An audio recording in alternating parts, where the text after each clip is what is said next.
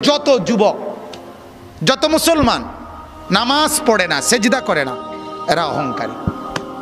কারণ এটা হক সত্য বিধান ইসলামের, এটাকে সে অস্বীকার করছে, অবজ্ঞা করছে।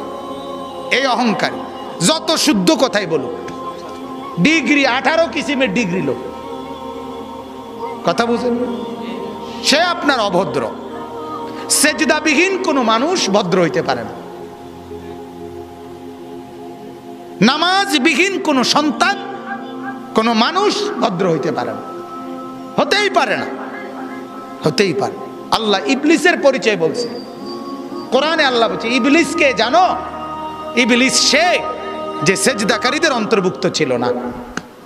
লাম ইয়াকুম মিনাস সাজিদিন, সেজদাকারী নয় যে, তার পরিচয় ইবলিস। অতএব দোস্ত, তুমি তোমার পরিচয় ঠিক করো।